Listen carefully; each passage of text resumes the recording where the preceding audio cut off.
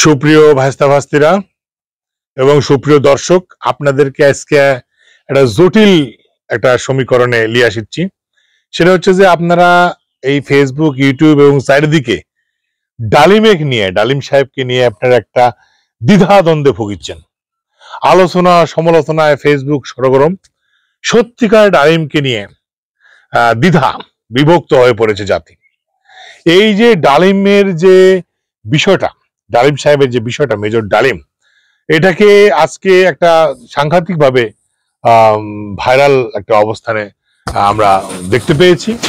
এবং একটা জিনিস আমাদের মাঝে এটা বিষয় যে আসলে কে সেই সত্যিকারের ডালিম, তার ভূমিকাই বা কি আমাদের দেশের কারণে, আমাদের দেশে, এবং আমাদের যে বিপ্লব, আমাদের যে স্বাধীনতা, আমাদের স্বাধীনতা পরবর্তী সময়ে যে পরিস্থিতি, পরিবেশ এবং মানুষের মনস্তাত্ত্বিক যে মানসিকতা, সেই সকল বিষয়ে আসলে দিকে ডালিমের যে ভূমিকা এবং ডালিম যে সত্যিকার ডালিম নিয়ে মানুষের মধ্যে যে দ্বিধা, সেটা দূর করার জন্য আসলে আমি পাঁচু নাটোর থেকে আপনাদেরকে স্বাগতম জানাচ্ছি।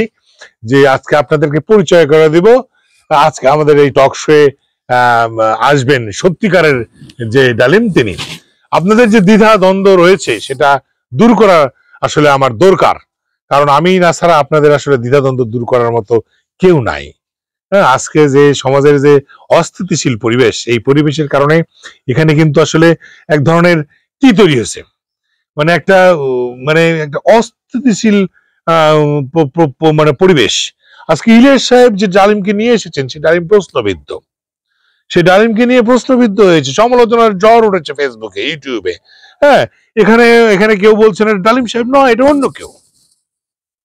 হ্যাঁ, এদের ডালিমের ভূমিকা নিয়েও ভুল ভাল তথ্য উঠে এসেছে। ডালিম সাহেব যেটা বলছেন যে ডালিম সাহেব যে বলছেন যে তার বয়স 75, আসলে তার বয়স 80-র কাছাকাছি।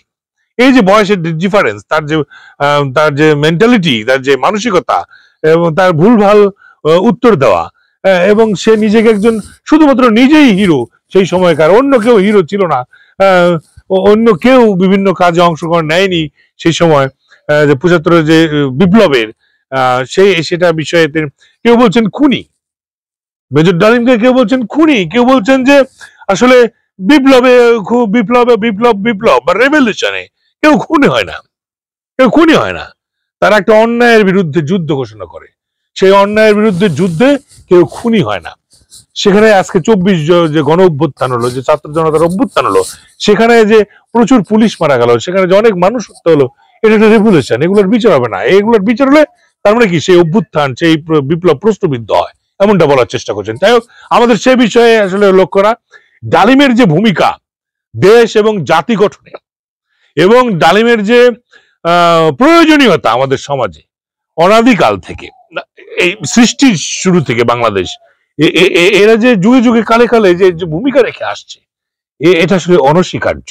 এটা সত্যিকারের ডালিমকে যদি আজকে আমাদের টক শো উপস্থিত না করি, তাহলে আপনারা কিন্তু এই বিষয়ে আশাহত থেকে যাবেন। তাই আমি আজকের অনুষ্ঠানে আমন্ত্রণ জানিয়েছি ডালিম সাহেবকে। আপনাদের পরিচয় করে দেবো সবার সাথে, সবার সুপরিচিত সত্যিকারের ডালিম সাহেবকে, যিনি আপনাদেরকে খোলাসা করবেন যে আসলে সত্য কি। আপনারা দ্বিধান্বিত থাকলেও আজকে কিন্তু আপনাদের সমস্ত দ্বিধা কেটে যাবে, আমি আশা করি আপনাদের কাটবে, কারণ আমি আপনাদেরকে সেই জায়গায় নিয়ে যাবো। ইলিয়াস সাহেব যে ডালিমকে কথা শুনাক না কেন, তিনি সত্যিকার হোক মিথ্যাকার হোক, সে ডালিম আদৌ ডালিম কিনা সে নিয়ে প্রশ্ন থাকতে পারে, কিন্তু আমার ডালিম নিয়ে, আমি যাকে আজকে টক শো নিয়ে আসবো, তাকে নিয়ে কোনো ধরনের সন্দেহ থাকবে বলে আমি মনে করি না। আসলে অনেকে বলছেন যে বাংলাদেশে আজকে বিভক্তির চেষ্টা করা হচ্ছে, যুদ্ধাঙ্গী মনোভাবের চেষ্টা করা হচ্ছে।